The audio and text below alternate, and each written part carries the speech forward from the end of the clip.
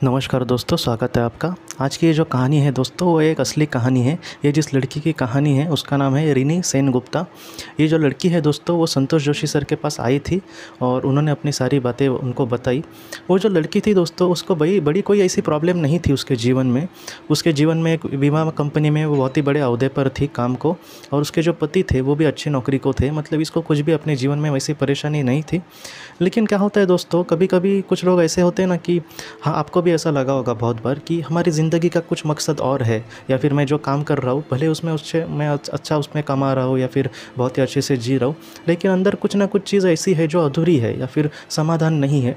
तो रिनी का दोस्तों ऐसा ही प्रॉब्लम था, तो इस वजह से वो संतोष जोशी सर के पास आई थी और उसने ये सारी बातें बताई कि मैं सब कुछ मेरा ठीक है, फैमिली भी ठीक ठाक है, लेकिन अंदर जो समाधान या फिर ज़िंदगी का मकसद जो है वो कहीं ना कहीं मेरा अधूरा है, ऐसा मुझे लगता है। तो संतोष जोशी सर ने कहा कि हम आपका पास्ट लाइफ रिग्रेशन करके देखते हैं। दोस्तों, जब पास्ट लाइफ रिग्रेशन उसका किया गया तब उसने ये देखा कि एक जन्म में वो बौद्ध भिक्षुक थी, और जो बौद्ध भिक्षुक होते हैं उनमें एक शिक्षक थी। मतलब जो नए शिष्य वगैरह होते हैं तो उनको ये शिक्षा देती थी और उसको बहुत ज़्यादा सुकून मिलता था, मतलब भगवान का एक आध्यात्मिक ज्ञान उन बच्चों को देने के लिए, और बहुत ही अच्छे से अपनी ज़िंदगी उसने वो जी थी दोस्तों।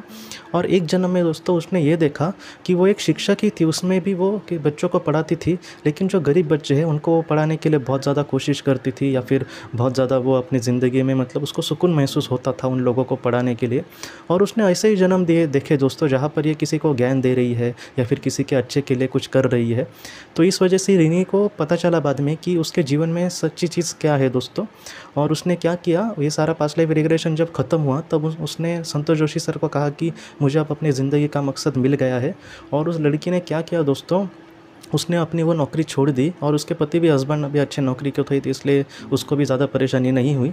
लेकिन बाद में रिनी ने दोस्तों एक एनजीओ खोली खुद की, और वो ऐसे ही गरीब और असहाय लोगों को मदद करने की कोशिश करती थी। ऐसे जो बच्चे हैं जो परिस्थिति की वजह से बेचारे सीख नहीं सकते, पढ़ाई कर नहीं सकते, जीवन में कुछ आगे कर नहीं सकते, तो अपने हिसाब से उनको पढ़ाती भी थी और जितना हो सके उनको आगे सक्सेसफुल होने के लिए मदद भी करती थी दोस्तों।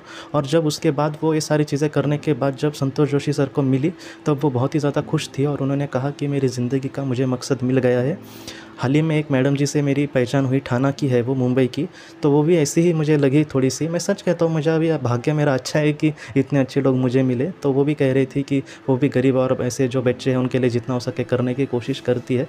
तो सच में ऐसे जो लोग हैं दोस्तों, मुझे लगता है कि ऐसे लोगों के मन में जो दया है वो इतनी बड़ी है ना, या फिर मैं तो कहूँगा कि ये कहीं ना कहीं परमेश्वर का ही अवतार है कि दुनिया में आकर किसी के लिए कुछ करने की कोशिश करते हैं, और ख़ुद के लिए एक रुपए की भी या फिर किसी भी चीज़ की वो आशा नहीं करते, सिर्फ दुनिया के लिए कुछ करने की कोशिश करते। तो मैं भी यही कहूँगा दोस्तों कि हमारे भी जीवन में जीते समय हम जितना हो सके दुनिया के लिए या फिर समाज के लिए हम करने की कोशिश करें, जिससे हमारे जीवन में हमारा सार्थक हो जाए और हम भी अपने जीवन में एक सफल इंसान, मतलब किसी को कुछ ना मिले फिर भी ऐसा एक जो इंसान होता है वो हमेशा सफल ही होता है दोस्तों। तो आज की इस कहानी को लेकर अगर आपके कोई भी सवाल हो तो आप ज़रूर पूछें, जितना हो सके मैं उसका जवाब देने की कोशिश करूँगा। हम अपनी अगली वीडियो में मिलते हैं। आप अपना अपने परिवार का ख्याल रखना। आपका बहुत बहुत शुक्रिया। ज़िंदगी की रोशनी ये संस्था ऐसे लोगों के लिए काम करती है जिन्होंने किसी अपने को खोया है, या फिर जो लोग अपनी ज़िंदगी में बहुत ही ज़्यादा दुखी है। जो लोग इस संस्था से जुड़ते हैं उनको तकरीबन 50 किताबें भेजी जाएगी उनके व्हाट्सएप पर या फिर ईमेल पर। ये किताबें आत्मलोक या फिर मौत के बाद हमारे साथ क्या होता है, इन सारी चीज़ों की आपको पूरी तरह से जानकारी देगी। और इसके साथ साथ आपको एक पास्ट लाइफ रिग्रेशन थेरेपी की ऑडियो भी भेजी जाएगी। इस ऑडियो की मदद से आप घर बैठे अपनी पास्ट लाइफ रिग्रेशन करने की कोशिश कर सकते हो। बहुत लोग पास्ट लाइफ रिग्रेशन थेरेपिस्ट के पास किसी कारण के वश नहीं जा सकते, तो ऐसे लोगों के लिए मदद के लिए ये ऑडियो तैयार की गई है। तो आप ज़रूर इस संस्था से जुड़े। इस संस्था से जुड़ने के लिए सामने जो व्हाट्सएप का नंबर दिया है आप कृपया उस पर संपर्क करें। आपका बहुत बहुत शुक्रिया।